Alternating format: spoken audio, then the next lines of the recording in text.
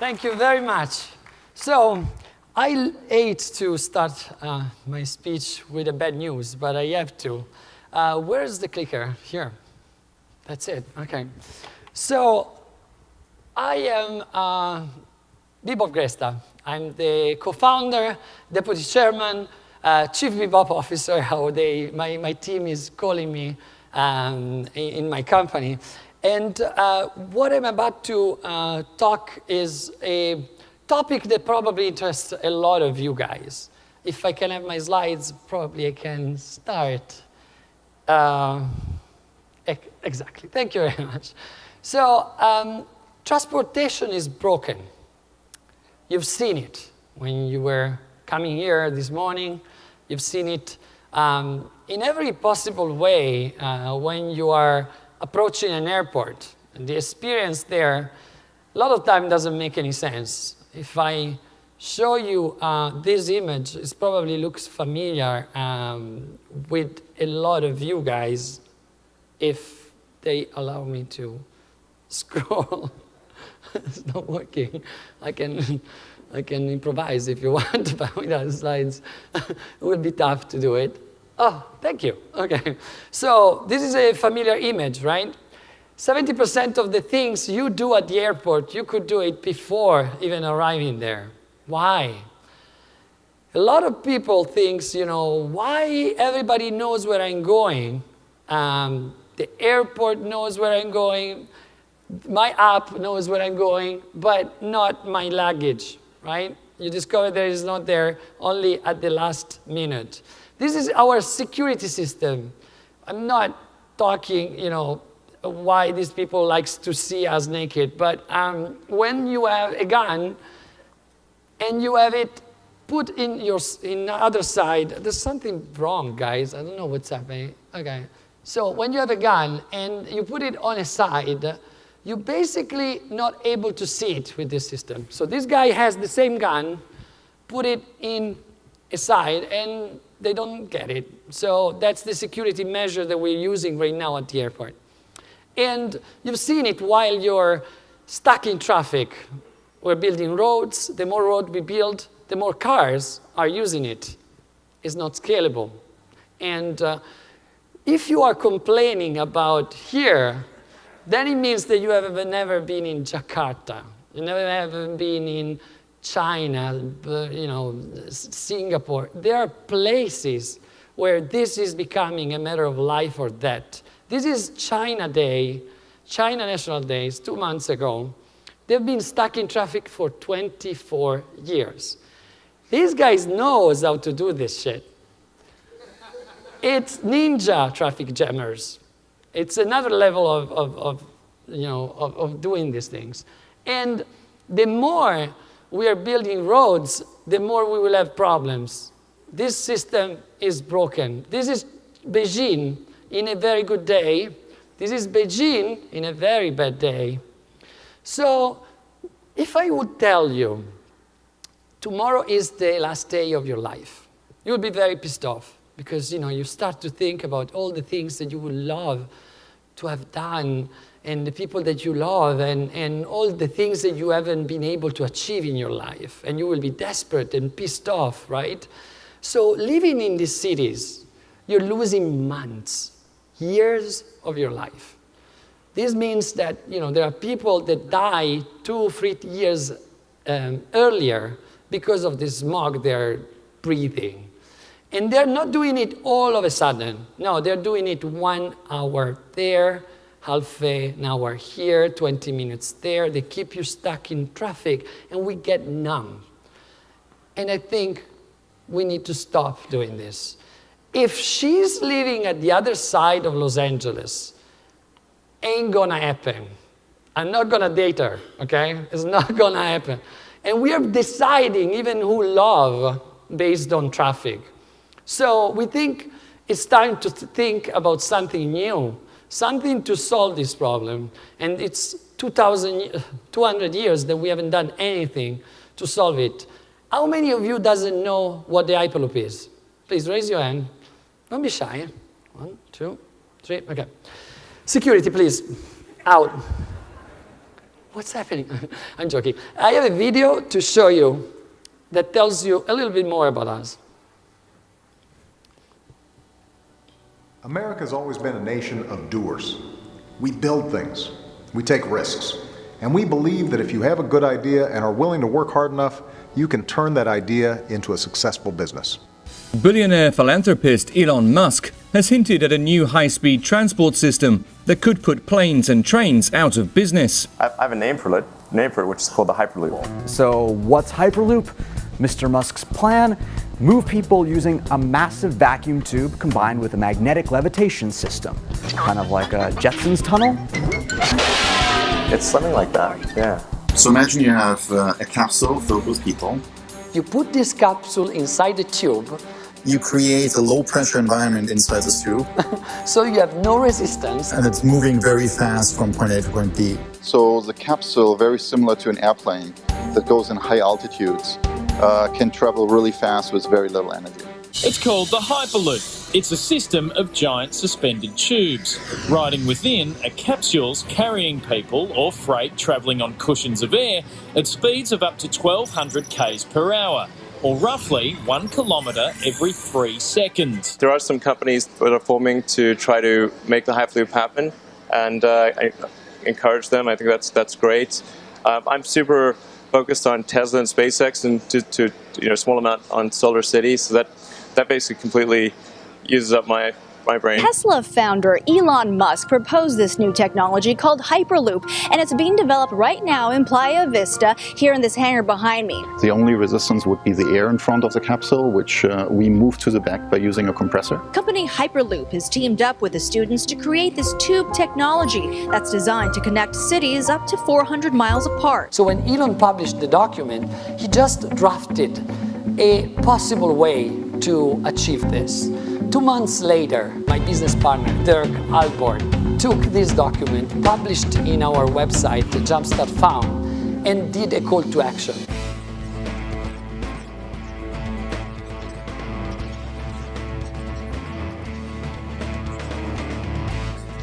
Crowdsourcing, basically, in exchange of stock options. So, how are we doing this? We want you all to join the Hyperloop movement. And we have been overwhelmed of requests from engineers from all over the planet. There were people from NASA, Tesla, SpaceX, Boeing, MIT. So our community right now is almost 20,000 people that we're using for crowdstorming. We have more than 480 top professionals. We want to give our community that's supporting us the possibility to own parts of the company.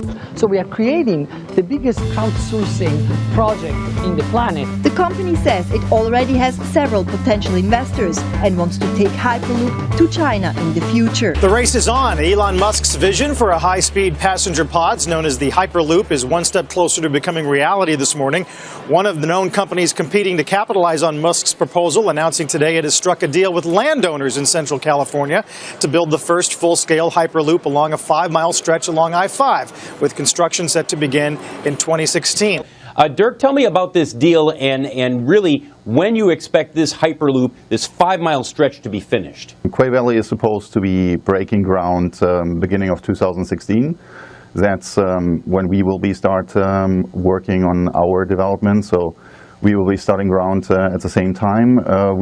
At this moment, we expect to be done by 2018. It's a necessary step for us to be building a full-scale version, and Quay Valley is a sustainable model town of the 21st century, so it's a perfect fit. They're expecting over 10 million visitors per year, so we will actually be able to generate revenues very, very fast. We are able today to announce at the World Economic Forum the actual filing of the construction permit to the Kings County. So this is the first concrete step for the building of the first full-scale Hyperloop. So we're ready to go. From dream to reality, the Hyperloop, the vacuum tube transport company that wants to connect San Francisco and Los Angeles at 760 miles an hour, could happen in as little as 4 years.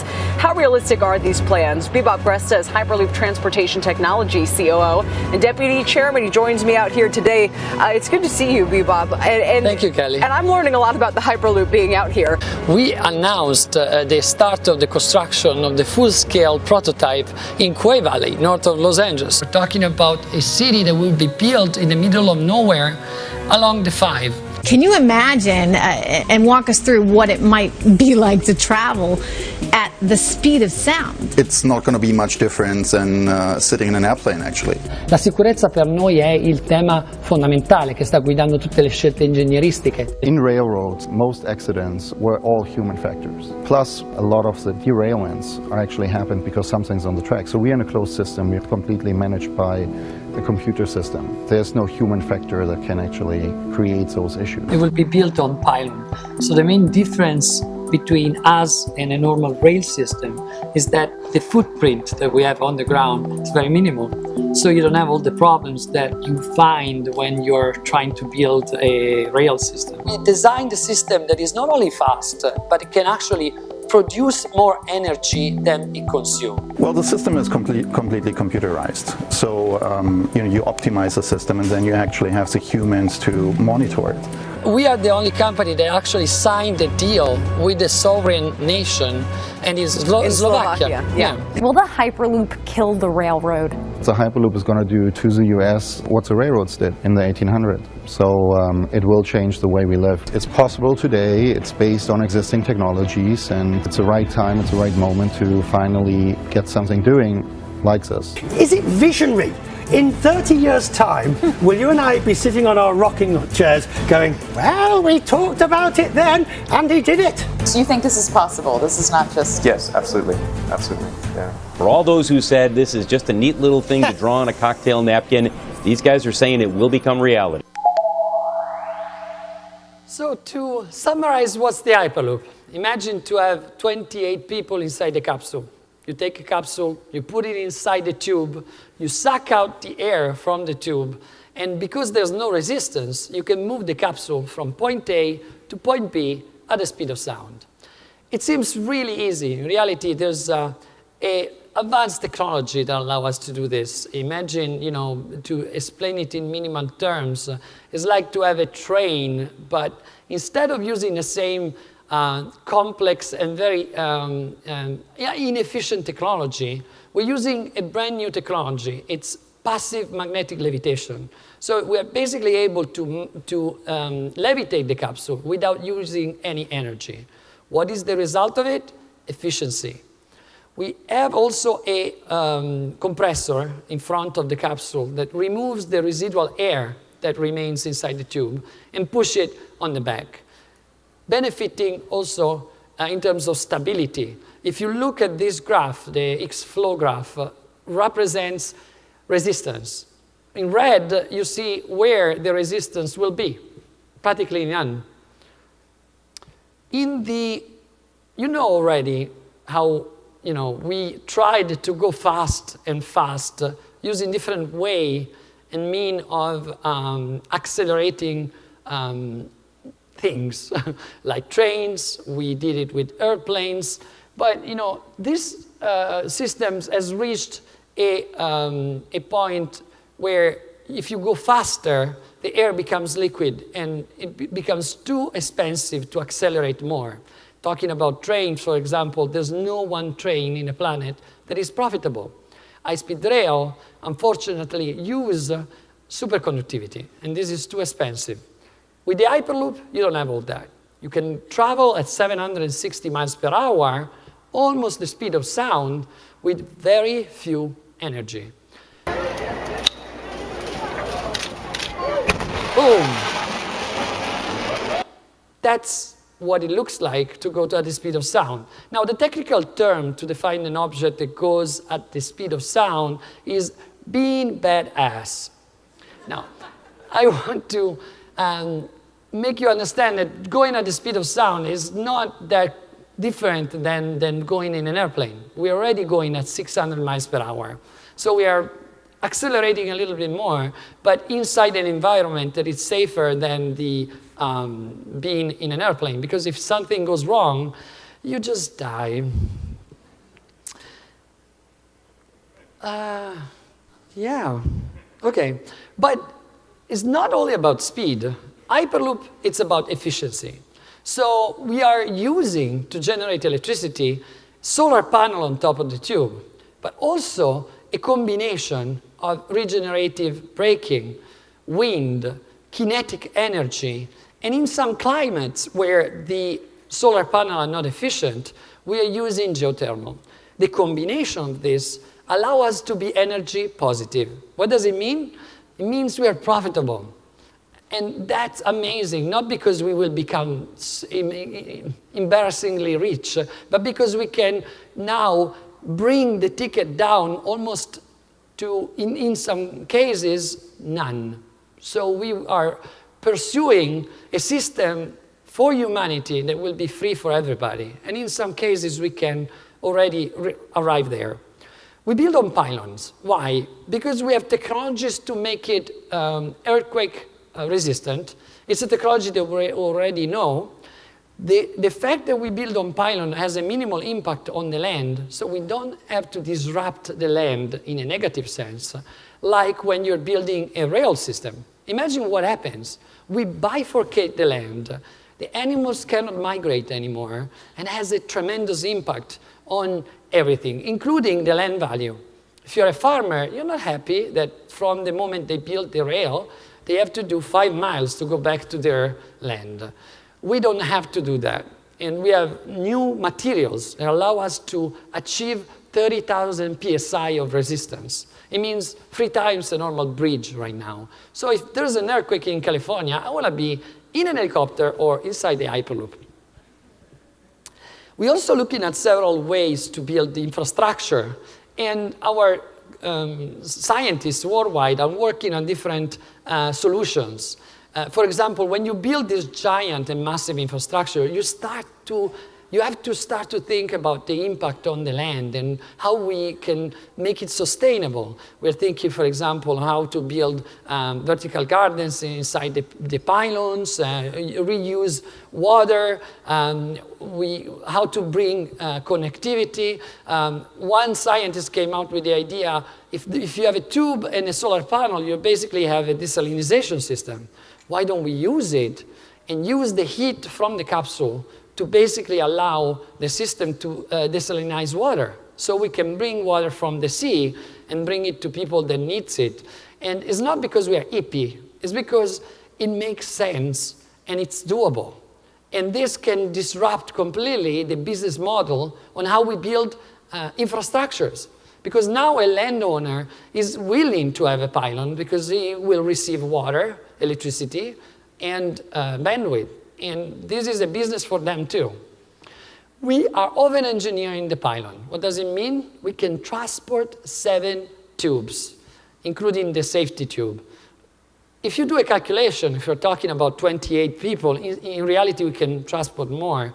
But an average of 28 gives you 3,400 people a day, 67,000 people a day, 24 million people a year. So we can substitute the entire flight industry between Los Angeles and San Francisco 4 times with 1 tube. We're talking about building a system that is capable to scale up to 500 million people a year. So if you look into China and these places, this is very interesting. We're also looking at how the passenger will experience the fact that they will be in a capsule for 20, 30 minutes. And we're looking at several ways to solve the problem of, claustrophobia or, people are scared. So we're taking advantage of a limit of a human eye. Human eye looks at 120K definition. But in reality, we analyzed that above 11K, human cannot distinguish if it's a screen or it's a Windows. So we are taking advantage of it to create a next generation entertainment. You can travel looking around where you're traveling by using the cameras that are every 100 feet. Or you can have a new generation of contents. And this is an example. Imagine to be in a capsule. You're looking at your screen in front, or you're able also to look outside the windows. But these are not windows, these are screens, high definition screens. Imagine this lady, she's reading, and then she wants to be active. Active means she can actually do things through her device, mobile device, or through the windows. And you can look outside, you can imagine to travel Los Angeles, San Francisco, or maybe you want to do another travel. Maybe you want to go to Paris, maybe you want to go to Italy. I mean, there's good food there. And the system is looking at her eye and is able to basically show, using 1/6 of the second, recalibrating the pixel in a way that is showing an image that is able to move based on her position. So it gives her the feeling of reality. And this is particularly interesting if you can do it with 2 or 3 people at the same time, because we're using a technique of interpolation between pixels. So what's happening there, we are inventing a new generation of entertainment. Imagine to fly in space, or to go underwater, or to be attacked by Godzilla. And you can actually create things that can be monetized, so the ticket becomes obsolete. And that's what we are working with the market leaders, including Microsoft or Reflect. We're also analyzing the psychological impact of being in a capsule. In the first year, we will have a person in each capsule, like the steward, one to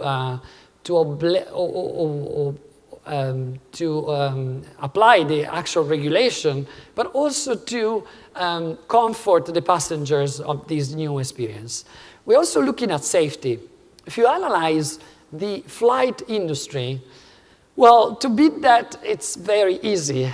Every 100 million miles that you do in an airplane, there's a coefficient of 0.07 failures. What does it mean? It's accepted that every 3.75 years, an airplane falls down. This is not acceptable for us. We have 10 times better safety system designed for this, this way of transportation. We are enclosed, so we are weather independent. We're looking at new ways also to deal with safety and with emergencies. When you are decelerating, a standard way to decelerate is to basically invert the inductive motor, so you can smoothly decelerate at maximum 1G horizontal deceleration and 0.5 lateral. It means it's very comfortable. But in case of emergency, extreme emergency, we are able to stop the capsule in 6.4 seconds. And the horizontal deceleration will be 5G. Now, it's not comfortable. I don't suggest you to do it. But in case of emergency, it will save your life. And this is super important. That's why we say this is the safest system ever invented in land. And we are lucky because, being embedded in a tube has a lot of advantages. For example, you don't have to think about, the weather. You can protect it against chemical attacks. You have material that's sprayed in our ultra-high-performance concrete can resist that 1 kiloton of explosion. So, I mean, we're not saying it will be 100% safe. We are utilizing the most advanced technologies in terms of safety and security. So you're guaranteed that this system will be the safest that you have ever traveled. But if we solve the problem of moving people from point A to point B at the speed of sound, but it takes 2 hours to go to the station, we haven't solved anything. The moment when you push an app, and a self-driving car, an Uber, a taxi, whatever you choose to go to the main, to the local Hyperloop station, will bring you there. And of course, we'll take all your data, we do all your check-in, all the operation. Before you enter in the capsule in the local Hyperloop station, you go to the main station, switch the tube, and go to destination. In case of Los Angeles, San Francisco, in 50 minutes. Now, we changed the world. Now we are able to take this system several times a day. And you can live in Los Angeles and work in San Francisco, or vice versa. I don't know who wants to do vice versa, but whatever. So this is another interesting data. we commissioned to Harvard an analysis on ticket price. And the amazing thing is that if you look at the demand, in the left part you see how much money we do a day, and this is the ticket, right? And if you base your ticket between $50 and $130, you will have no decrease of demand. People want it and is willing to pay for it. But for us, the most important thing is to create a system that doesn't make one company rich, but change humanity. And that's what we are trying to do. We are looking at business models that allow us to basically create something that can be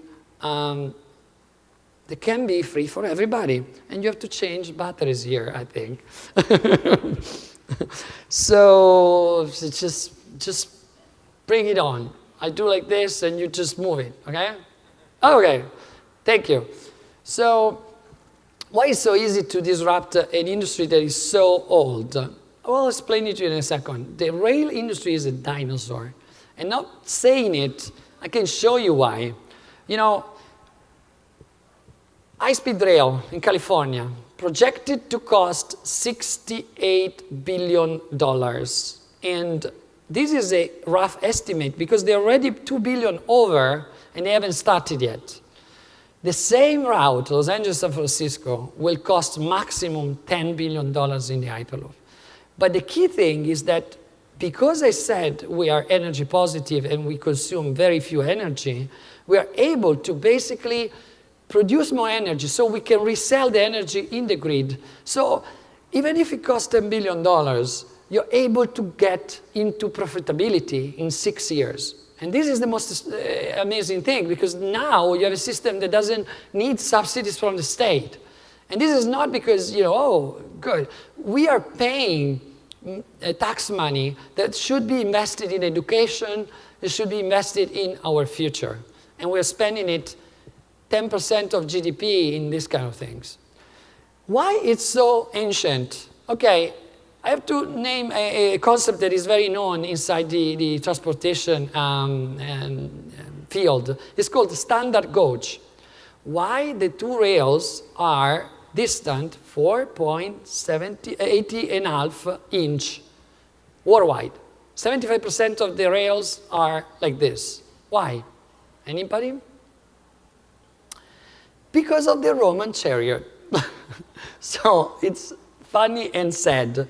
So basically, we're using the same tools that the Romans were using to build roads. They used it to build the first rail in 18th century in UK.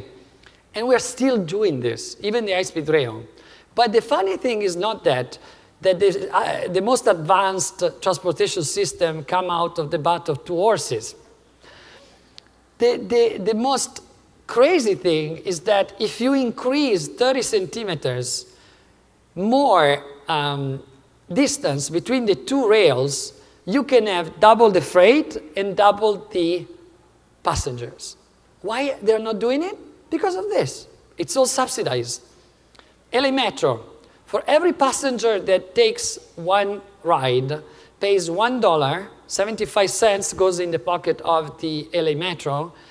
The state has to put $2.5 on top of subsidies just to maintain the system. This is crazy. But LA is not the worst one. We have a chart that shows the biggest loser. Ladies and gentlemen, this is the classified version of who's losing more in America. Virginia has won with $6.5 each passenger. This should stop because we have technology that can solve it. So imagine what will be the world when an Hyperloop is in place. First, from Miami to New York, you take 18.5 hours. You will take 1 hour and 50 minutes, and you will be there. Amazing? You can live in Miami, work in New York, or vice versa. I don't know who wants to. You can imagine airports. This is London. These are all airports in London. They can become terminals of the same airport. We can have ports redefined completely. We have a giant problem in our ports right now because the business model is gone. All these giant corporations are using these ports as their secondary stock without even bothering that this will cause a flaw in their business model. And I'm not going to name Walmart, of course, because I will be very stupid. I mean, it can be a client, so I will not name Walmart. But if I would name Walmart, I don't, because it would be very stupid. But there are various companies that are doing this. How will our city will change? Imagine you want to be in Los Angeles with all these cows, in San Francisco with these prices, or maybe in a new city built completely with renewable energies, and you are 15 minutes from Los Angeles and 18 minutes to San Francisco. Maybe you want to live in this new city that will be conceived in complete new, better ways. So how are we building it? Okay, you know that we can build pipes, right? We built it, it's an old technology. Some pipes in Alaska resisted 9.0 earthquakes. We know how to do this. We know how to evacuate a tube. We did it. And we have the first Hyperloop built in Switzerland. It's called CERN, Hadron Collider. It's an Hyperloop. Well, they're colliding electrons. We try not to collide anyone. But this is a system that is running at 10 minus 10 Pascal of pressure. We are running at 10 minus 3. So for them, it's easy. Who are they? This company, Earlycom. They are the inventor of the vacuum pump, and they are in our team. So they have already built it, and they know how to do it. It's more difficult to maintain for 15 years a vacuum in CERN than build the Hyperloop. The price of silicium is going down, and this is a very good news because it means, the solar panel will be cost less and less, and the efficiency is going up and up. So that's the part where I'm more proud of, because we didn't do this in a normal way, just knocking the door of a VC and raising money. We did it in a very new, innovative way. How many of you knows what this company has in common? Exactly. They failed. And some of them were market leader. Now, what this other company has in common, they did exactly the opposite. They started to listen their people, their customers. And they went, an example of Lego, from bankruptcy to market leader again, just listening to their people. They applied something called crowdsourcing. And by doing that, they were able to recoup their market position. Normally, this kind of projects are done behind closed doors, and we did exactly the opposite. We started to do what we called crowdstorming. We asked people what they want to do, how they can help, and reimagine completely their travel experience. And we took note of these 20,000 people, and it's growing every day.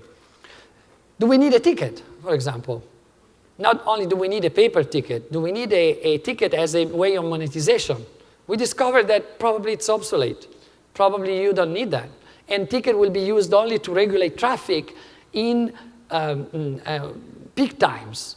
But this system wasn't invented by us. That was something that was imagined by humanity several times. 1870, Eli Beach created 300 meters of a very advanced train that was evacuated in tube between Warren and Broadway. Because they weren't giving him authorization, he built it illegally, but he ran for 2 years. It was pretty cool. Look at this. Very comfortable, right? In 1904, the scientist Robert Goddard, a rocket science father in America, invented a solution and patented it that was very similar to the Hyperloop. And it has been stopped because when he published that he wants to go to 250 miles per hour, the entire scientific community was against him. He said, ain't gonna happen. Human being can't survive above 60 miles per hour. It wasn't true. 1969, the American government published 4 different ways of transportation. John Volpe, the Ministry of Transportation, said that will be the future of travel. And he published tube flight and gravity vacuum, very similar to the Hyperloop. Uses superconductivity, but the concept was there. And then you saw over and over, I mean, from imagination of cartoons to things in Switzerland. They tried to do a similar project, but they stopped it for political reason, Swiss Metro. Very similar. So when at a certain point Elon Musk published the white paper in internet, it was not inventing anything. It was pointing a giant spotlight to the possibility. That's what we did. We took this white paper, published in our Jumpstart Found website, and said to the humanity, whoever wants to contribute, please do. And 100 applications came in. Right now, 2.5 years after, we have 520 professionals, scientists, architects, engineers from all over the world, 42 countries. And it's growing by 5 every day. So it's incredible what's happening right now. It's a new way to conceive these systems, and they can work part-time in exchange of stock options. So what we are doing, we are creating also a new way to build companies. We raised, through that, assets for $60 million, and we haven't raised a penny yet. So by the end of the month, we start a big raise to build the Quay Valley. It's the first and biggest effort of humanity to create a project like this without having raised any penny. And to give you an idea of who are the people that are participating, I have a little video.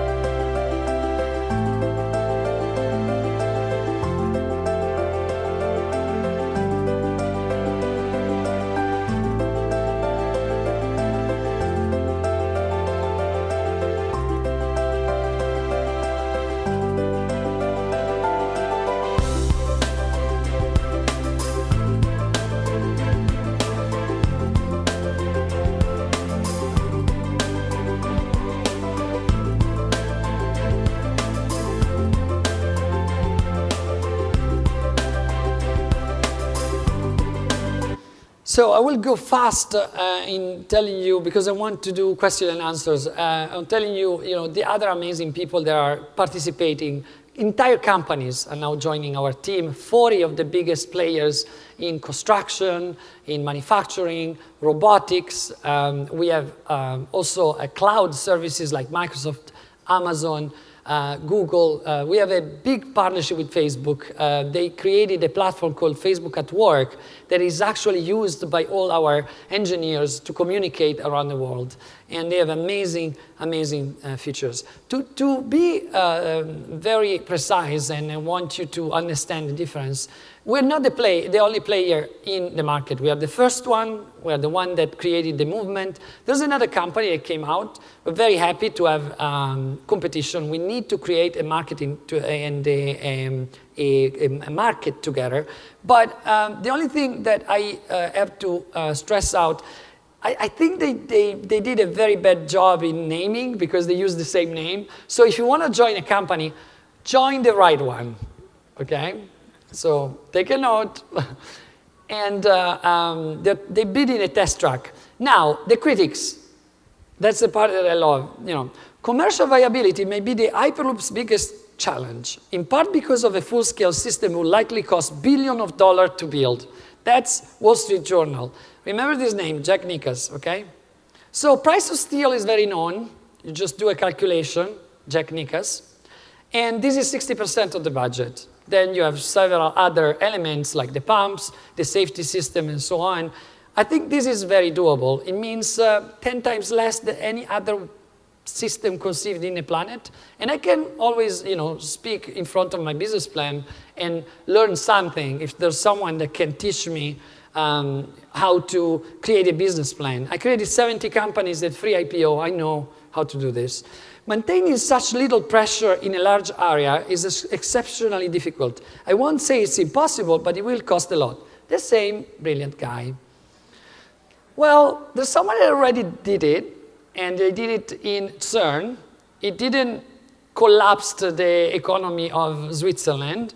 A pump costs $200,000. You do a calculation, and it's 70 pumps, 8 on top, 7 on the other station. It's doable, and it's not super complicated to maintain it at 10-3. Because the biggest hurdle isn't the tech behind Hyperloop, it's the land rights and every other bureaucratic obstacle that goes along with building an enormous infrastructure project. He's right. I mean, the issue of having the right-of-way is tough, but we are not a rail. As I explained to you, we are not disrupting the land, and it's a business also for a landowner. An example, Quay Valley. We're building it. We are starting to build this year the first full-scale Hyperloop, and the land has been donated because they knew that building an Hyperloop will create 3 times the value around the land. And that's what happened. Try to buy some piece of land around here after we announced the Hyperloop. Impossible. It's a modern city of the 21st century. It's north of Los Angeles. Now it's a desert, but we are starting to build in the same time that these builders are building the city. Will be 27,000 houses, amusement parks, hotels. Will be Las Vegas without casinos. And why not building the most advanced transportation system? It will be very short ride, 30 seconds, but it will not be capable of doing 760. But again, it's not about speed. It's about efficiency. We will test all the passenger handling and all the other stuff. It's naive to expect you can apply for a permit in a municipality that doesn't exist yet. That was Forbes, and remember this name, Rob Lloyd.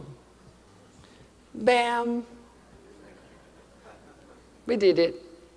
Sorry, Rob Lloyd. HTT effort will be a great source for summer intern for us. This is the competitor, Brogan Babrogan, in Forbes. Forbes loves us. Well, if you think we have interns, then you haven't really looked at our team.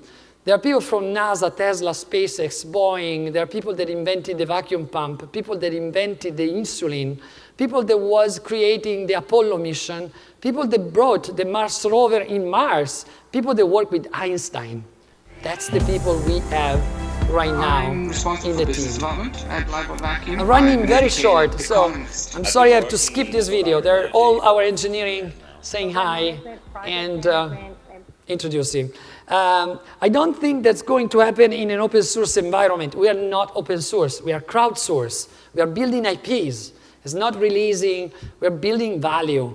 I apologize for those who believe in open source. We are not open source. Community-driven ideas. That might be a nice way to raise some early money, but I don't think that a sovereign country is going to accept that. Rob Lloyd. So what happened immediately after Rob Lloyd spoke, and I hope he will speak more in the future, we signed a deal with a sovereign nation. Slovakia.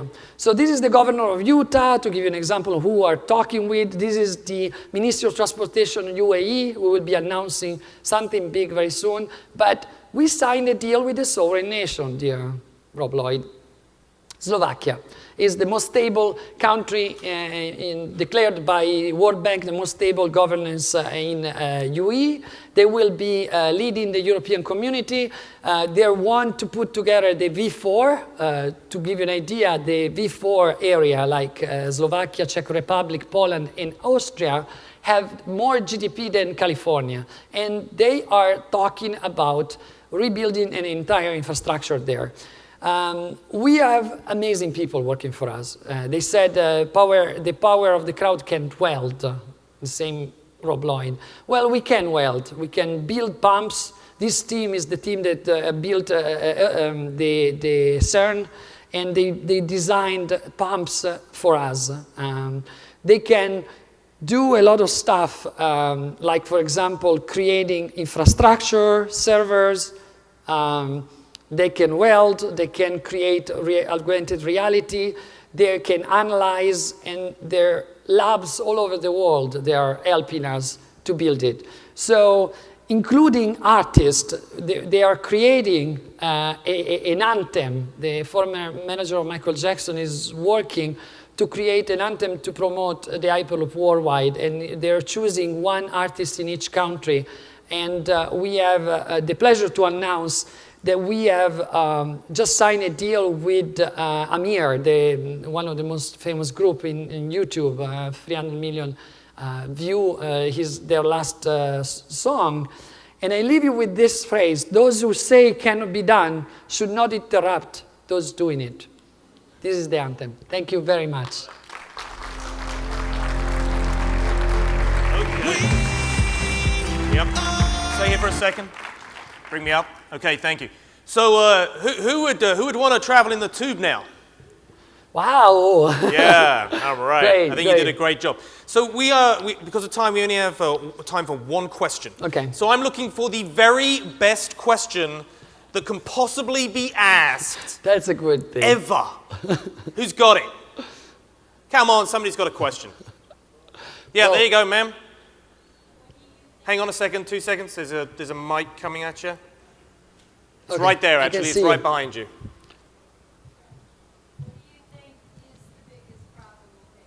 Okay, what do you think is the biggest problem we face? Well, globally. Globally, it's, people are very, very, they don't adapt to change. A lot of people fear change, but change is gonna happen, even if you want it or not. Now, I think what we are doing is not only bringing people faster from one place to another, we are bringing people closer.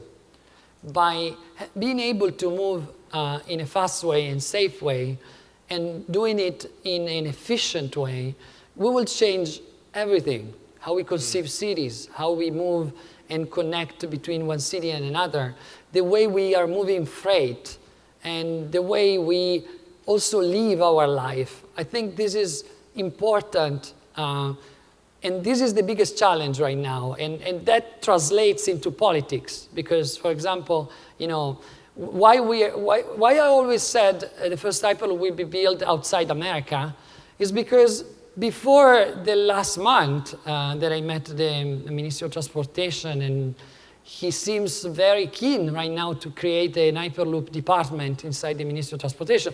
I don't know if it's true, but he's repeating it over and over in every interview that he's doing right now. So if it happens, I would be very surprised. But right now we are going in countries where there's one man deciding to do it, and they do it. Yeah.